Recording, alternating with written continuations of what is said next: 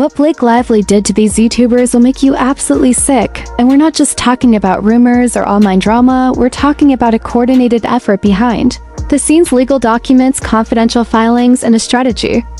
So calculated, so cold, it shocked even those closest to her, because buried deep within these hidden documents are truths that were never meant to come out, truths that reveal a horrifying picture of how far she and her team were willing to go to silence creators across the platform. And it started small, a few quiet emails, a couple of cease and desist, but then it escalated.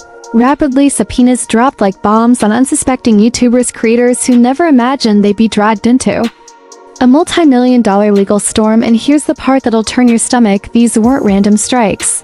These were targeted attacks curated by Blake's legal team with one goal in mind: crush criticism, erase the evidence, and rewrite the narrative in her favor. The emails show it, the timelines confirm it, and now that these documents have surfaced, we can finally expose it all. And let me be clear, we're not speculating, this isn't internet gossip, this is real hard proof that YouTubers were intentionally targeted, their private messages demanded, their income sources questioned, their content dissected, and worse, yet many were silenced before they could even speak out. The power imbalance was staggering. One of Hollywood's most beloved actresses with an elite legal team coming after everyday creators just for speaking their truth. And the deeper you go, the darker it gets. Confidential files include witness statements from former insiders, digital consultants, and even a few names you never expect to betray her. And now the question isn't just how could she do this, it's why. What was she so desperate to hide, and why did she risk everything to go after people with cameras and microphones and opinions? Will answer all that and more, because once you hear what these documents reveal about Blake Lively's true motives, you'll never look at her the same again. It began with a whisper, a strange silence from creators who once freely discussed Hollywood drama, and it wasn't coincidence. Blake Lively's legal team had just entered the chat, and they came not with warnings, but with weapons: meticulously drafted subpoenas targeting creators by name, location, and platform. The list wasn't random.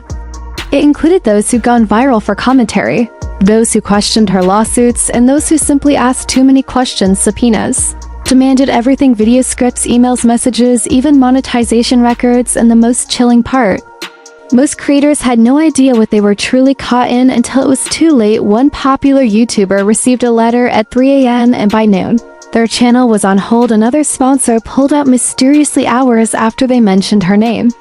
But the documents, the ones no one was supposed to see, told a different story. They revealed a deliberate mapping of channels, audiences, influence scores, even private Discord messages. One redacted file labeled confidential influence escalation showed a tier system with creators ranked from harmless to high risk, and instructions on how to proceed with each level. Some were flagged for quote amplification of defamatory speculation, while others were marked with more severe language like influence quarantine. These were not passive legal responses, they were strategies, blueprints for online suppression, and all of it came from someone who built her image on kindness, laughter, feminism. It was the ultimate betrayal, and when one brave source came forward, a former PR contractor, everything unraveled, because they brought with them screenshots, emails, contracts, and a chilling voice memo where a top advisor allegedly said, "If we don't shut them down now, the story becomes theirs, not ours." And it was in that moment the public narrative began to shift, not because of rumors, but because receipts finally emerged, and the creators who had once gone quiet began to speak again, not in fear, but with fire. There was a moment when the silence became deafening, when too many creators went offline, when too many videos disappeared, and when too many voices suddenly went mute without explanation. And for those paying attention, that moment marked the start of something far more sinister than just a string of copyright claims, because this wasn't about protecting intellectual property, this was about silencing narrative control. Blake Lively's team didn't just want peace, they wanted dominance. They wanted total erasure of any version of the truth that didn't align with the polished image they had crafted and funded and sold to the public for over a decade. And as more documents began to surface, that strategy became disturbingly clear. What looked on the surface like legal housekeeping was in fact a well-oiled suppression campaign, targeting creators under the guise of defamation protection. But behind the red tape was a matrix of control, a tactical plan outlined in leaked emails and internal notes, complete with bullet points, phrases like quote limit reach, discourage reposting, contain narrative recalibration. And my god, did it work! First they came for the small creators, The ones who didn't have management teams or lawyers or agents, just a ring light. And a voice and a passion for the truth, they were the low-hanging fruit. Easy to knock off with cease and desist letters, threats of litigation, and quiet pressure on sponsors, but the pattern started to show quickly. Videos were removed at record speed, entire backlogs wiped out, not by YouTube itself, but by creators who were scared, tired, unsure of what kind of machine they were now up against, and those who dared to push back found themselves caught in an even more complicated web of subpoenas that stretched across state lines, requests for raw footage that never aired, private communications requested as evidence, and in one instance an NDA violation that was completely manufactured just to intimidate the creator into silence. And the craziest part is that it almost worked. It worked until one creator decided enough was enough. Her name was being withheld for her safety, but she was the first to come forward, publicly sharing screenshots, voice notes, and even a leaked PDF marked internal strategy only from Blake's crisis management consultant, and the document was chilling, titled Digital Reputation. Restructuring the file included case studies of how to flip negative coverage, how to quit psychologically fatigued detractors into withdrawal, and even a note suggesting, quote, leverage existing creator insecurities to fracture their communities. Now imagine reading that if you were a content creator yourself. Imagine learning that your vulnerability, your mental health, your authenticity was weaponized against you, all because you reported on something uncomfortable about a celebrity. And here's the kicker: that same file listed names, not just usernames, but real names, legal names attached to analytics and red flags. And the biggest names on that list weren't just gossip bloggers. They included political commentators, makeup influencers, a journalist, and one former studio executive who had quietly started a podcast calling out hypocrisy in the industry. And what all of them had in common was that they questioned the lawsuit. They pointed out inconsistencies. They said the quiet parts out loud, and for that they were silenced. But let's rewind for a second and look at why this was happening to begin with, because this didn't come from nowhere. It all traces back to the lawsuit between Blake Lively and the content studio, formerly owned by Justin Baldoni. When the case began, it was a media frenzy, with creators posting breakdowns, timelines, speculation, and support for both sides. But the second that commentary turned against Blake's side, something shifted. The tone of the public response turned cold. Online engagement from her fanbase grew. Hostile bots were flagged. Analytics showed artificial trends, and private creators suddenly started receiving vague legal threats from addresses tied to her firm, and in one case, a letter that mentioned details that had never been made public, suggesting someone somewhere was surveilling these creators far more closely than anyone expected. And this is where the hidden documents become essential, because in one of the latest drops, a file labeled Content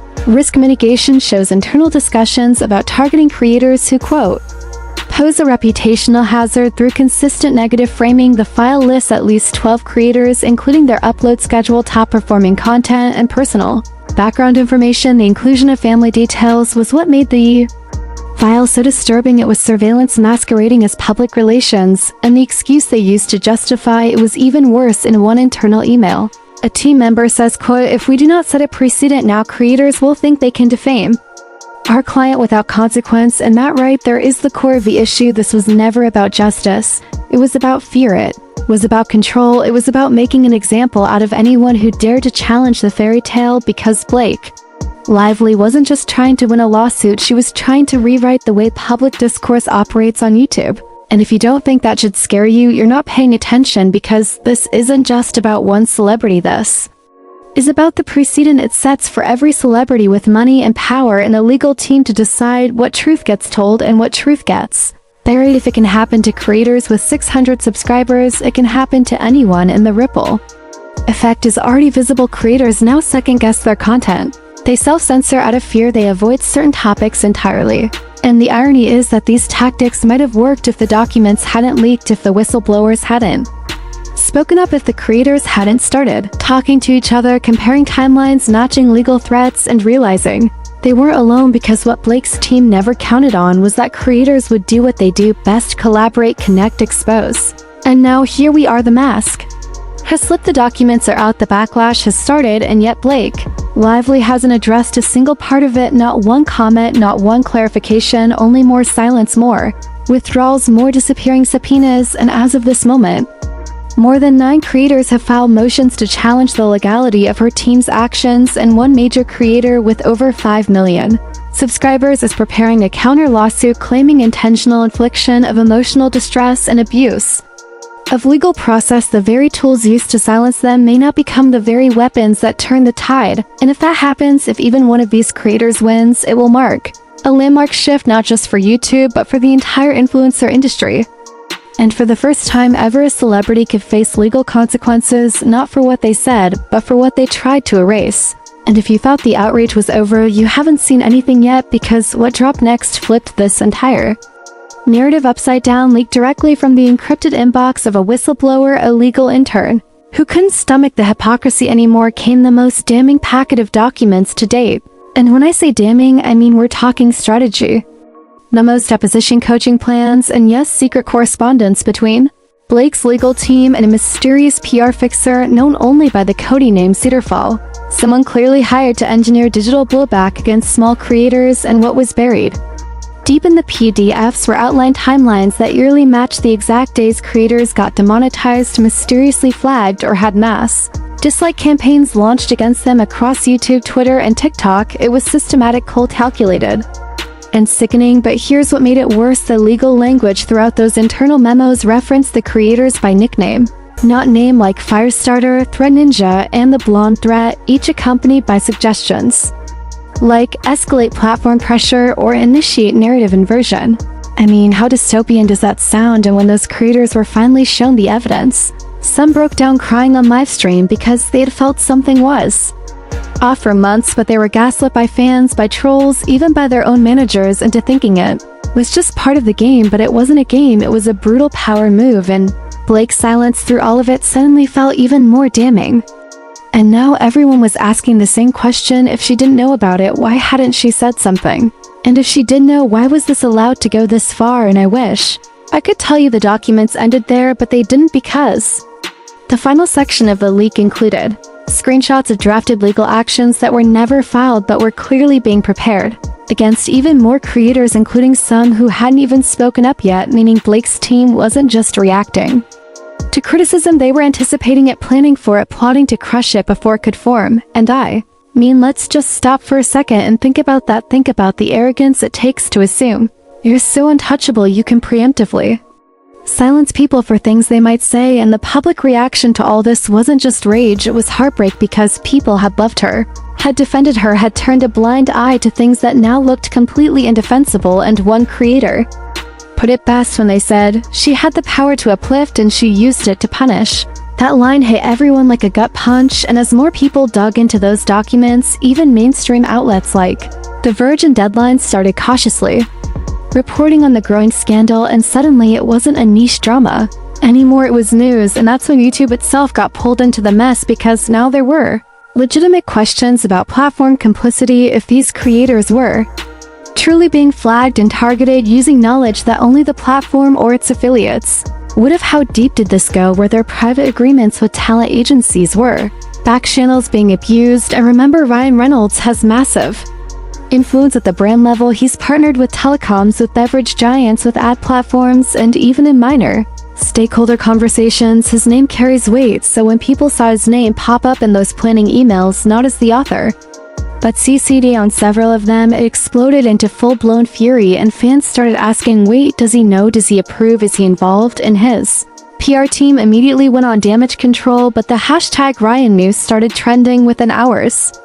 And from there, the pressure cooker burst open. Channels that had once played it safe suddenly began uploading expose after expose. Creators who had once collaborated with Blake's projects were now pulling out of deals. Brand managers started deleting promotional tweets involving her movies, and the backlash was both rapid and unforgiving. But what shocked people the most was the revelation buried at the very end of the leaked file: a single sentence in a bold red highlight that read, all content flagged or escalated under Project Velvet must be finalized before the August PR reset cycle.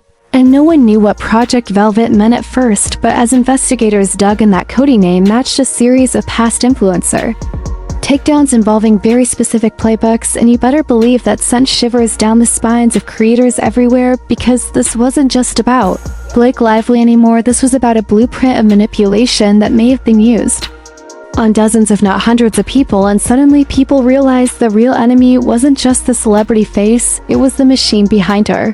And that machine was starting to malfunction in public view, and as the outrage grew, one more email surfaced, and this one might be the most devastating of all because it was allegedly sent directly from Blake's own personal assistant, and in it she writes, she's aware she just doesn't want to be the first to blink, and when that quote made it into the headlines, it didn't just shift the story, it broke it wide open, because if true, it meant that the silence, the denial, the stonewalling were accidental, or out of ignorance they were deliberate, and that was the moment the public turned. The moment sympathy evaporated, and in its place came this chilling resolve that no matter how powerful, no matter how beloved, no one gets to weaponize fame to destroy people trying to speak the truth and get away with it, because the internet might forgive mistakes, but it never forgets cruelty, and the creators, who had been silenced, were now louder than ever, and the ones still being threatened knew that the tide had finally turned in their favor, and just when the storm looked like it might finally quiet down, just when a sliver of calm seemed possible in the chaos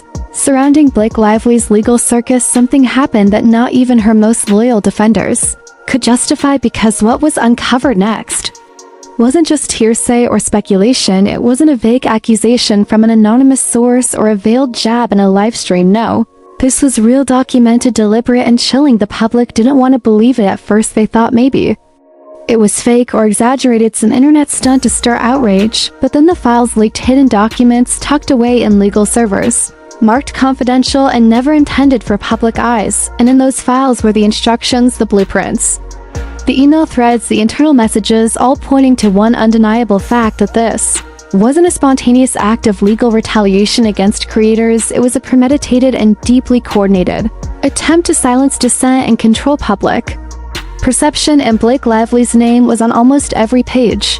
You see, the documents weren't dumped in some anonymous forum or sketchy whistleblower blog. They came through a sealed discovery request in an unrelated case, a small copyright dispute between a Hollywood agency and a production startup, where a routine subpoena unearthed an email thread titled Creator Escalation Strategy, and once that surfaced, the internet did what it does best: digital sleuths decoded timelines pieced together metadata, and the picture they painted was grotesque. Blake Lively's team had in fact prepared dossiers not on industry rivals or trolls, but on creators, YouTubers, podcasters, even Twitter personalities, with memos detailing what narratives they pushed to their followers were and what leverage could be used to keep them quiet. There were rankings, assigned threat levels, tone assessments, even psychological profiles in some cases, and buried in a spreadsheet attached to one email was a line that read priority suppress via indirect litigation, target shows signs of influence and risk. That's when the panic began. The creators involved weren't massive celebrities, they were regular people, some with audiences of a few thousand, others with 1 million or more, and most of them had no idea they were even being watched, but suddenly they did. Suddenly every DM they'd received, every unexplained copyright claim, every strike or sudden channel demonetization felt different. It felt strategic, intentional, weaponized, and the anger turned into fear, because this wasn't just cancel culture, it wasn't a Twitter mob. This was surveillance, legal suppression, and career sabotage sanctioned by a Hollywood icon's inner circle, and for the first time, even some of Blake's supporters started asking hard questions. Who approved this? What exactly did Blake know, and when did she know it? Because in those leaked documents were signatures and initials, and while her team tried to claim plausible deniability, the metadata told a different story. There were revisions made from Blake, and just when we thought we'd seen it all, when the subpoenas started crumbling and the digital paper trail began to tell its own haunting story, when creators from every corner of YouTube realized that what they were facing wasn't just some high-profile celebrity spat, but a calculated campaign disguised as legal action, designed to intimidate, silence, and reshape narratives. The truth spilled out in a way no one could deny anymore, because the hidden documents didn't just expose procedural missteps, they revealed intention, they revealed manipulation, and they revealed fear, not from the creators, but from the very forces trying to shut them down. And now, after all the exposure, the evidence, the fallout, Blake Lively stands at a crossroads. Her legal team fractured her credibility, shaken, her support eroding with every leak, and as more creators come forward, not just to tell their story, but to unite against the silence machine, the tide has turned completely. What began as an attempt to punish dissent has awakened a resistance that no subpoena can suppress, because at the heart of all of this is a question that Blake Lively and her team can no longer avoid. Why target these voices? Why twist justice? And why assume the world wouldn't notice? Because now the world has not only noticed its demanding accountability, and for the first time in her carefully curated career, Blake Lively isn't being applauded for a body performance or praised for a project. She's being questioned on a scale that even Hollywood PR can't spin. And as for the YouTubers, for not just surviving, they're setting the precedent. They're rewriting the rules, and they're proving that the truth doesn't need $1 million team to be heard, it just needs the courage to be told, and now that it's out there, it's unstoppable.